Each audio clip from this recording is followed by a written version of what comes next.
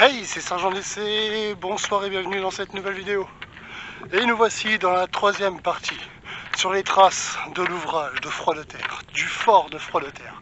Vous avez pu voir dans la partie 1, le MF1, qui se trouvait à 5 minutes du premier parking où je m'étais garé. Le MF2, qui se trouvait à environ 10 minutes marche normale du parking, et à même pas 5 minutes du MF1. Là, actuellement, au loin, je vois un autre panneau, donc je pense que je vais arriver au gros ouvrage. Là, ça fait environ encore 5-6 minutes que je marche. Donc, du tout premier parking, je pense qu'il faut compter un bon petit quart d'heure de marche. Mais ça va, parce qu'au final, on ne peut pas se perdre. Certes, les bois sont très grands, vous pouvez le voir, à chaque fois, je me promène beaucoup, là, je fais beaucoup de routes, enfin, de marches dans les chemins. Mais on est à même pas un petit quart d'heure. J'ai bien l'impression qu'on s'en rapproche. Voilà. Oh bah alors, voilà qu'on s'en rapproche. Je viens de boire un coup avant de reprendre la caméra. Ce qui fait que les petites remontées en marchant. Voilà, mais il y a un grand chemin qu'on a juste à suivre et on ne peut pas se perdre. Donc, tout simplement, on a pu voir l'ouvrage MF1 et l'ouvrage MF2. Vous avez eu leurs petites histoires, voilà, tout simplement.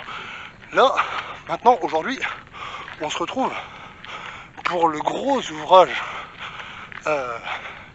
qui, j'ai l'impression, apparaît devant moi, tout simplement. Et je vais vous faire des images là-bas, vous faire découvrir les lieux.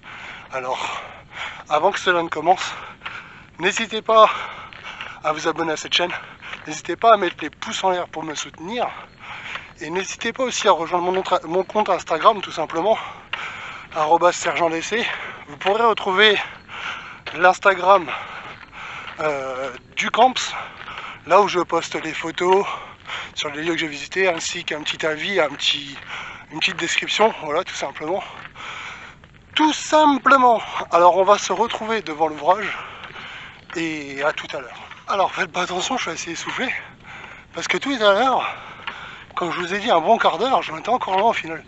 J'avais cru l'apercevoir le long d'un chemin, mais non, ce n'était pas ça. Là, je l'ai officiellement devant moi et compté un bon 20 minutes de marche depuis le parking initial, sans passer par le MF1 ni le MF2. Après, le MF2 est sur le tracé. Le MF1 est un peu à l'écart, mais du coup, au MF2, si vous arrêtez 5 minutes, c'est très bien, sachant qu'il est fermé de partout. Voilà. Le MF1, vous comptez un bon 10 minutes, un quart d'heure de détour au cas où. Ce qui s'est passé avec moi. Là, il est à ma gauche, vous le voyez pas encore, il y a des hautes herbes. Il est derrière ces hautes herbes. Moi, je le vois parce que je suis assez grand. Je sais pas où est l'entrée. Je suis en train de chercher. Je sais pas où est l'entrée.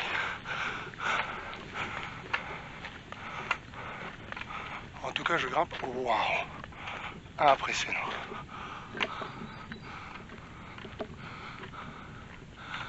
C'est un truc de fou.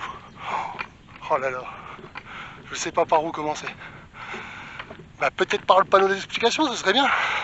Je sais pas si vous me voyez bien, excusez-moi, hein, il y a du soleil et tout. Je peux pas gérer toute la luminosité. En tout cas, c'est un endroit impressionnant. Alors, il va falloir que je fasse attention où je marche. Parce que, faut que je vous explique un truc. Vous voyez ce qui est dans le bas du fort, toute la partie là, surtout la partie qui est juste là.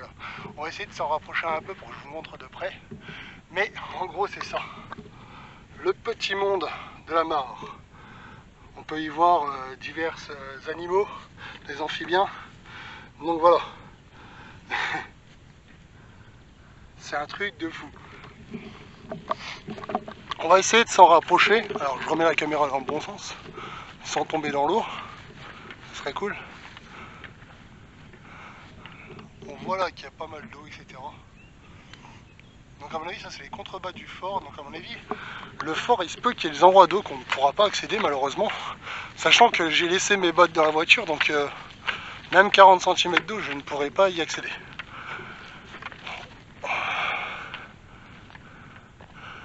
On va déjà monter un peu sur le dessus pour prendre une visu.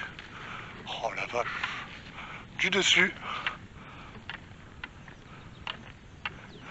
Wow, c'est impressionnant.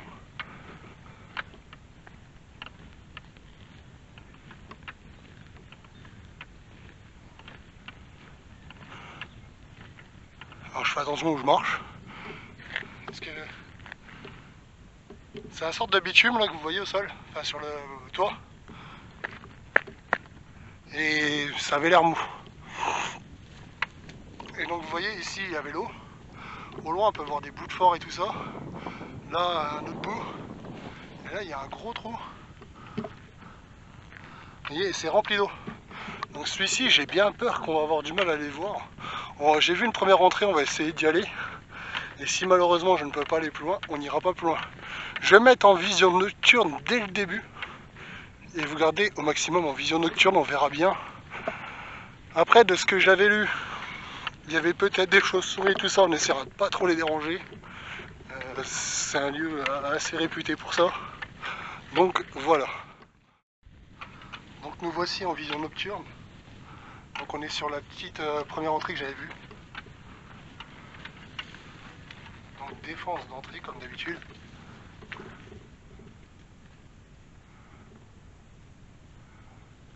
voyez. C'est une petite pièce.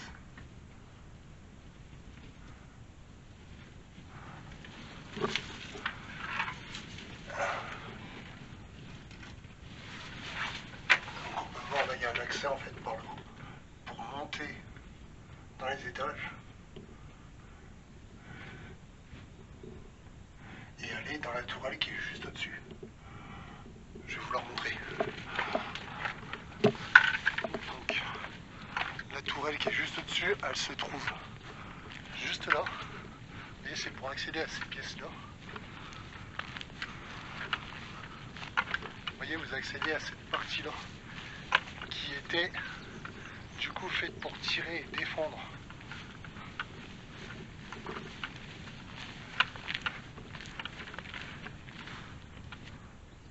On peut voir au loin, hein, c'est un truc de fou.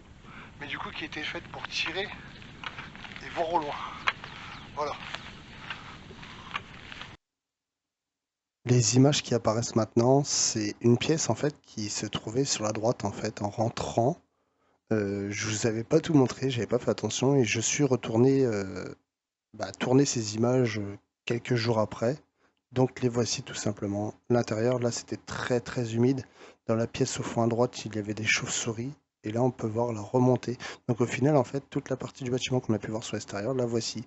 Ça descendait assez fortement et là on remonte, on peut voir qu'il y a de l'humidité, des barrières pour protéger de ne pas tomber, des emplacements au plafond pour certainement déplacer les mitrailleuses avec des points de fixation de mitrailleuses.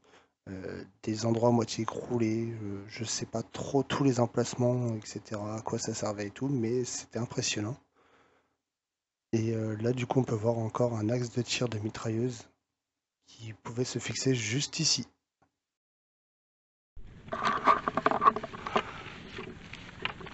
Alors, nous voici en marche. Du coup, le premier petit chemin, à ma droite à moi, se situe le petit étang qu'on avait vu. Là, vous le voyez plutôt bien. Et du coup, on avance. Alors là, on peut voir encore une butte qui remonte sur le dessus et sur l'intérieur. Il y a une grosse butte qui est juste là et qui remonte sur celui qu'on voyait là-bas. Après, logiquement, toutes les pièces sont rassemblées. Donc, il y avait une petite porte sur le côté. Je suis rentré un peu plus dedans. Mais malheureusement, c'est un peu plus effondré. Et c'est compliqué à voir ce qui s'y passe. Donc là, il y a une première porte juste là.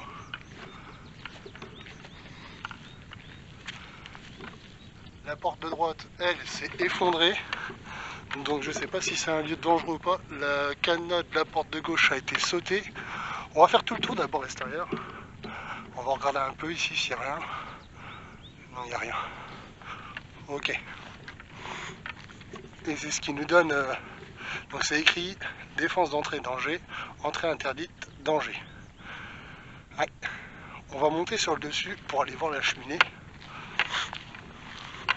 Bien évidemment sur mes images à la fin et pour cette troisième partie qui terminera sur ces lieux, vous allez avoir une explication du lieu, etc. Donc là en fait ça va mener sur cette partie là. Donc comme on peut le voir, la grosse cheminée qui monte là, etc. Là-haut pareil c'est l'autre partie du bunker. Donc je pense que l'entrée qui se situe juste en dessous, c'est ça. C'est ce qui est là. Là on a quelques barrières, parce qu'il y a l'air d'avoir un trou. Ok. Alors je me tiens, oui, parce que je fais attention à ne pas tomber. C'est rempli d'eau en bas. Vous verrez peut-être pas bien, mais je vois qu'il y a de l'eau moi dans le fond. Et on est sur un gros dôme, sur un gros trou. C'est impressionnant. Et on peut voir au loin là-haut, il y a encore des panneaux explicatifs avec des routes, des chemins. Il y a encore un dôme là-haut.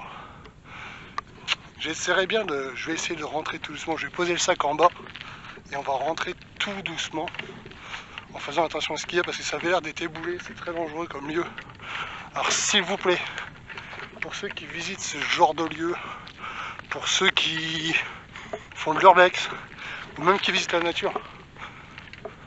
Ah, je suis passé par où moi? Ouais, l'oiseau il m'a fait peur. Qui visitent ce genre de lieu, excusez-moi. Pour ceux qui visitent ce genre de lieu, qui visitent des lieux abandonnés et tout ça, faites attention à vous. Si vous trouvez que c'est trop risqué, que c'est... Voilà, ou même pour la nature, ne pas déranger certains animaux et tout ça, n'y allez pas. Moi je préfère ne pas capturer d'images que d'y aller et prendre des risques.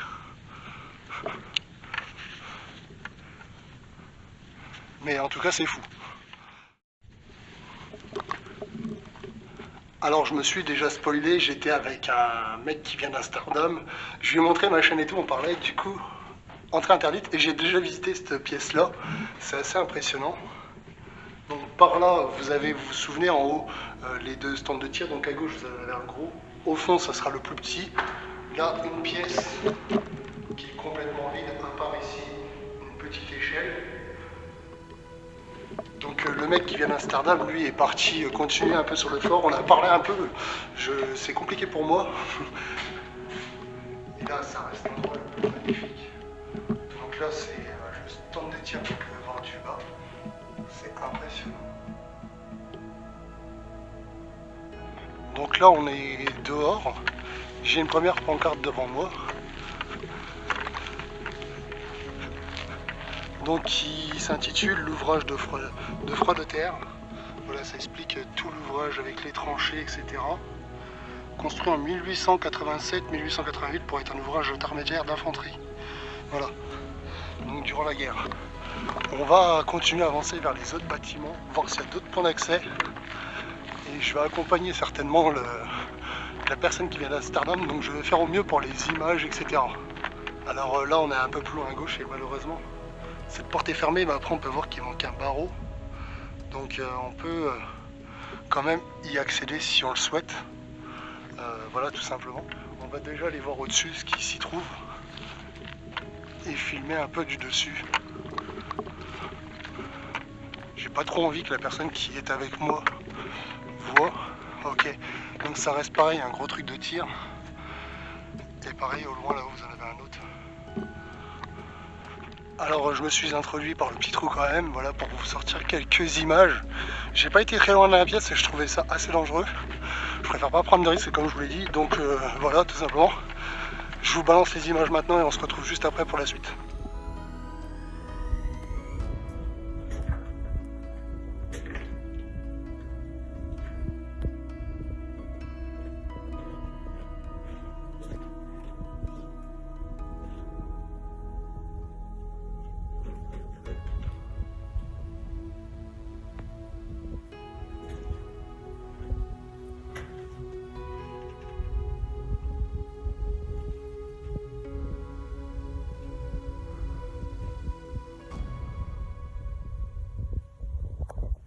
Alors là on se retrouve devant le grand bâtiment. La première porte est fermée mais il y a un petit trou. J'ai vu qu'au bout, on était en train de parler avec le monsieur qui vient d'Amsterdam, il y avait une porte qui était grande ouverte. Du coup on va essayer d'y accéder. Mais avant ça, je le laisse un peu avancer. Il y a un bâtiment qui est juste là. Et c'est les WC turcs. C'est impressionnant. C'est fou. Il y a une voiture qui vient d'arriver, donc je sais pas si je vais pouvoir continuer à filmer. Si, les gens sont repartis. Donc c'est bon. Donc le petit WC turc, c'était assez sympa à voir. Je vous referai quelques images avant de partir.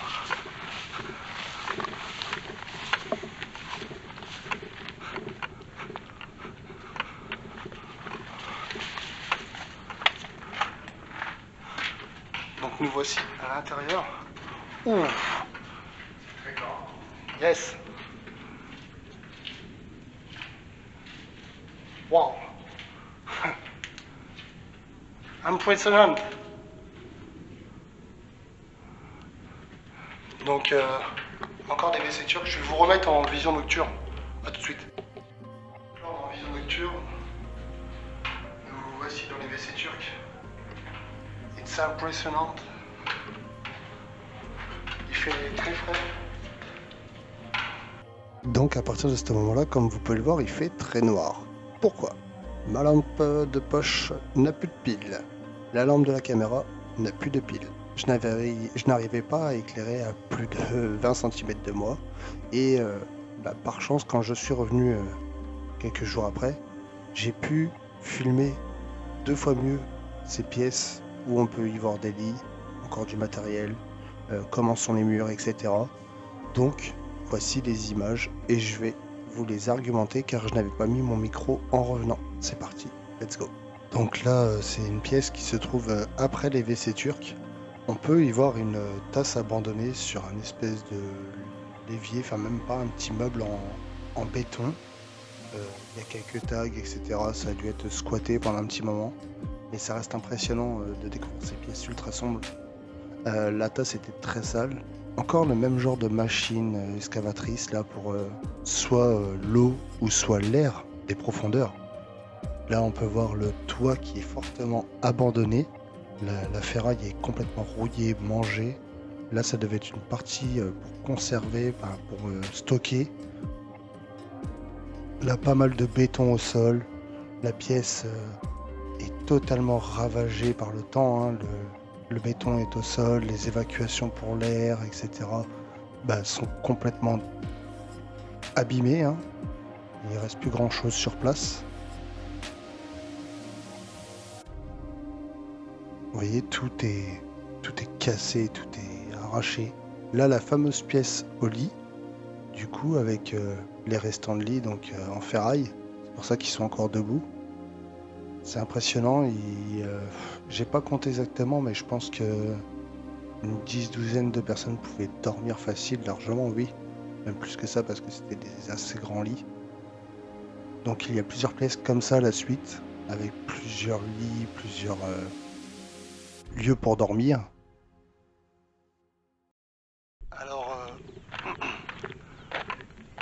Alors me revoilà de l'intérieur, et le seul problème qu'il y avait, c'est qu'il faisait beaucoup noir.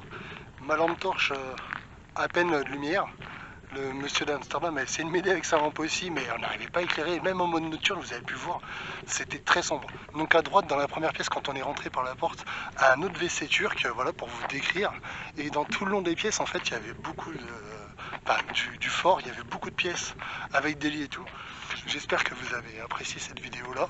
Voilà, c'était la 3e partie, un sacré ouvrage comme vous pouvez le voir encore derrière moi. Mais je fais attention à ne pas filmer le monsieur qui est là, voilà tout simplement. Mais à la mémoire des défenseurs de l'ouvrage de Froiderie en 1916, il y a quelques fleurs qui ont été plantées là, et c'est assez impressionnant. C'est des lieux qui restent fous, comme je dirais.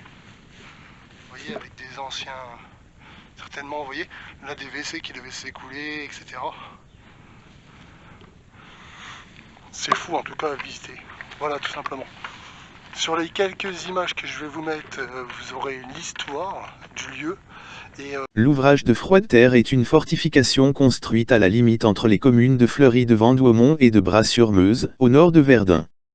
Construit en 1887 à 1888 à l'extrémité sud-ouest de la côte de Froideterre, puis modernisé en 1902 à 1905, l'ouvrage était un des éléments de la place fortifiée de Verdun. Il servit de môle de résistance en 1916 pendant la bataille de Verdun, fut abondamment bombardé mais resta aux mains de sa garnison française. L'ouvrage est désormais abandonné par l'armée française, mais ses dessus sont librement visitables. À la Première Guerre mondiale. Lors de la mobilisation d'août 1914, l'ouvrage et ses environs, 3 batteries bétonnées, 4 abris d'infanterie et un abri caverne, sont mis en état de défense, les garnisons sont portées à leur complet de guerre et des tranchées creusées dans les intervalles. À partir de la fin 1915, l'ouvrage est partiellement désarmé, les canons de la casemate de Bourges sont retirés, tandis que les tourelles n'ont presque plus de munitions. Alors là, nous sommes sur des points de retranchement en cas de bombardement et tout. Donc des anciens petits tunnels, j'ai pas pu bien lire. Donc vous aurez peut-être la description un peu plus en voix off lors de ces images que je vais vous laisser.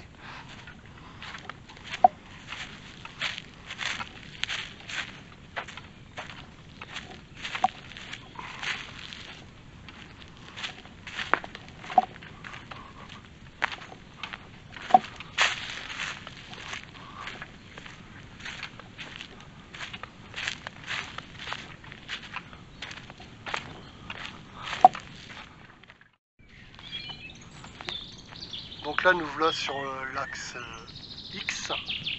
On peut voir mieux en l'état du coup les pièces qui servaient en cas de bombardement. Ça reste assez impressionnant. Donc au final au centre vous aviez la tranchée. Et là les petits abris anti-bombardement en fait ils se cachaient en dessous. Tout simplement.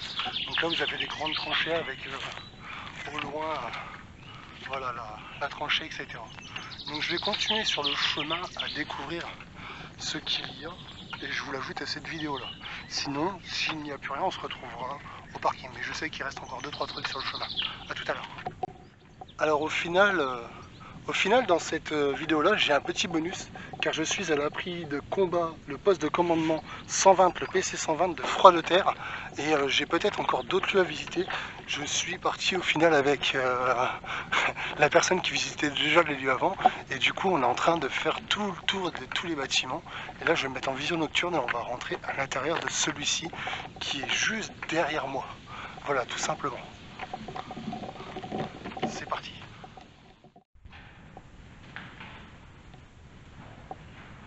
Donc là on est à l'intérieur, on peut déjà voir une première cheminée juste ici. Maintenant on fonctionne mieux ici, comme quoi dans l'autre corps il fait noir, c'est fou.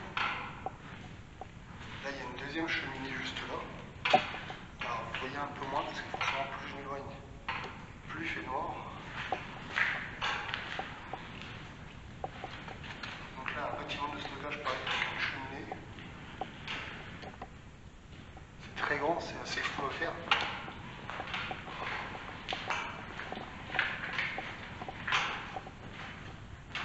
Là un petit couloir avec quelques portes en métal. Je sais pas, là une petite porte. Voilà, rien de plus spécial. On va continuer sur la ligne, essayer d'aller voir tout ce qui s'y reste. Donc c'est l'abri d'intervalle, tout simplement. Donc tous les petits lieux en plus, je vais vous les mettre en bonus. Voilà, tout simplement. On passe au suivant.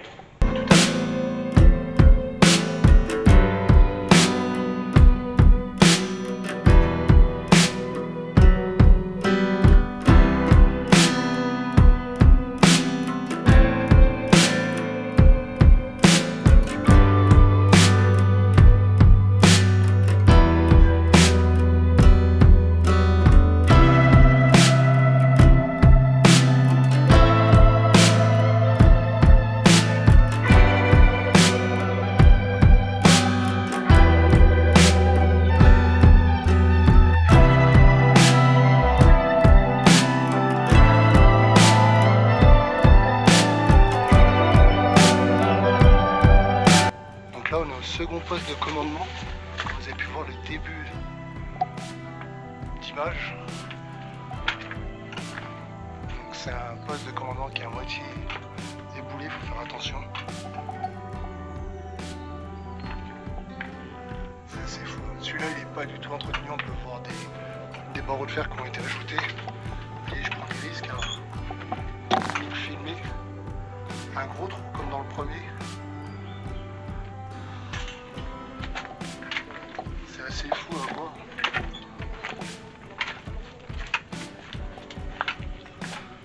C'est assez fou à voir.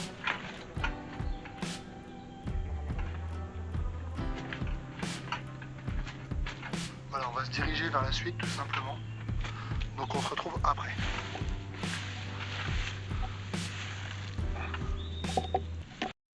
L'abri caverne des 4 cheminées, creusée à 8 mètres de profondeur, se présente sous la forme d'une longue galerie voûtée de 60 mètres de long faite en briques. 2 entrées prolongées par un long escalier permettent l'accès. L'aération est assurée par 4 cheminées, ce qui a donné son nom à l'abri. Alors là, comme vous pouvez le voir sur la gauche, une des grosses cheminées du lieu, faite en béton assez costaud, avec encore recouvert de son métal, pour empêcher la pluie de rentrer au maximum. Voici les restes d'un escalier qui descend du coup dans les voûtes. Ils sont assez abîmés, assez glissants. En bas, il fait très noir, vous allez le voir par moments sur la vidéo. On voit pas bien, ça va que j'étais équipé de ma lampe et tout. Au sol, pas mal de pierres qui sont tombées et tout, donc là vous allez pouvoir que je vais avancer progressivement afin de faire attention à ce qui pourrait tomber ou non sur ma tête, voilà, tout simplement. Donc là on peut le voir, il fait assez noir, des murs en briques rouges, en briques blanches, une grosse épaisseur, on va pouvoir le voir logiquement à un moment donné. Vous voyez, si j'éclairais pas avec ma lampe, je ne voyais pas ce qui se passait à la caméra. Donc j'ai fait au mieux pour vous montrer les lieux. Voilà. On va pouvoir voir d'une part et d'autre des voûtes, une cheminée de chaque côté. Les lieux étaient décrits avec 4 cheminées. Moi je n'en voyais plus que 2. Je pense que les 2 murs explosés étaient les autres cheminées. Donc là on peut voir au sol pas mal de restes, pas mal de débris, des murs qui tombent. Le sol était complètement humide, voire presque bouilleux. Donc voilà, là on va arriver près d'une des cheminées. Et de l'autre côté, quand on y va, c'est pareil, même principe. C'est un assez long bâtiment. On peut voir de la lumière au bout et tout. Là à gauche, on peut voir un trou. Regardez, le mur est vachement épais parce que c'est ouf. Donc là on peut voir grossièrement la longueur du bâtiment qui est assez grande. Je n'ai pas compté le nombre de mètres précis, mais c'était ouf. Donc là un escalier qui remonte, voûté, humide, très humide, on pouvait entendre des gouttes tomber de temps en temps. Là il restait quelques poutres de bois du sol. C'est fou. J'ai appelé ça le mini barbecue, ça m'a fait penser à un barbecue, l'espèce de cheminée qui était sur ma gauche là. Et là une ancienne cheminée du coup. C'est assez fou de voir ce genre de reste, ce genre de vestiges. Voilà tout simplement pour l'abri des 4 cheminées. Donc vous allez pouvoir voir que je vais remonter en haut. Et le jour tout de suite se fait davantage. Et le deuxième escalier. Sur l'extérieur toujours la grosse cheminée en béton. C'est impressionnant, ça ne bouge pas. Voilà. Bon voilà, nous voilà sur la fin de cette vidéo là. Je sais pas trop quelles seront les dernières images que je vous ai ajoutées. Comme vous avez pu voir, en plus du gros fort que nous avons pu voir à la fin là, j'ai rajouté pas mal d'images, pas mal de lieux inaccessibles, là où il faisait noir, les chambres, etc. Donc voilà, je vous ai rajouté les images comme vous avez pu le voir. Là je viens de refaire 40 minutes de marche. Bon, j'ai été content de rencontrer cette personne qui venait d'Amsterdam. Ça a été compliqué à échanger, ça va qu'il parlait beaucoup français. Ça m'a fait plaisir parce que ça a été une longue épreuve dans les bois. Là j'ai très chaud, très soif, donc je vais me poser 5-10 minutes avant de repartir vers la nuit. Je disais donc que demain je pars pour d'autres épisodes du camp. C'est oui, j'ai appuyé sur le bouton pour éteindre la caméra, je sais pas pourquoi. Voilà. Mais ça vous le saurez très prochainement, voilà. En tout cas, merci d'avoir suivi cette vidéo là. J'espère que ça vous a fait plaisir. On a vu plein d'autres bâtiments. Au final, c'est une très grande ligne, un très grand truc dans la forêt. Je comptabilise plus de 2 heures de marche, sachant que je suis parti à moi 13 heures. Premier lieu, je l'ai fait environ vers 14 heures, le temps que j'arrive sur les lieux, etc. Sachant que je discutais déjà avec une personne à midi qui mangeait sur la table juste devant moi. Voilà, ça a été un sacré parcours. De toute façon, on peut le voir. Hein. Champ de bataille de Verdun, ça reste un lieu impressionnant. Il faut savoir que du coup, moi je suis là. Moi je suis là. On a été là. Et on a fait, ça on l'a pas fait. Malheureusement, ça je ne l'ai pas fait. Vous aurez quelques images, vous avez eu quelques images, c'est sûr même. Mais du coup, tu as les 4 cheminées qui est là. Et après, on a fait tous ceux qui étaient là dans le parcours là. Hein. Nous, on a fait... Voilà, on s'est promené dans tout là-dedans. Donc ça a été déjà un sacré parcours. C'est un truc de fou. J'ai vu un endroit, on a bien rigolé avec le monsieur qui était avec moi. On a vu des chauves-souris, c'était impressionnant. Je les ai pas filmés parce qu'avec la caméra, je voulais pas faire de bruit ni les déranger. Donc voilà. Comme je vous ai dit, moi je respecte au maximum la nature. Vous savez que j'aime bien la partie urbex, la partie découverte de lieux, exploration de grottes, etc. Mais jamais en aucun cas je ferai en sorte de déranger les animaux ou quoi qu'est-ce. Donc voilà. Sur cette belle vidéo, n'hésitez pas à vous abonner, n'hésitez pas à mettre les pouces en l'air, n'hésitez pas à me rejoindre sur Instagram, n'hésitez pas à ce que vous voulez. Voilà, tout simplement. J'espère que ça vous aura fait plaisir. Voilà pour cette troisième partie de Sur la trace du champ de bataille de Verdun, là, des forteresses, tout simplement. Donc on se retrouve très bientôt pour d'autres vidéos. Moi je vous fais des bisous, je vous dis à bientôt. Bisous, au revoir.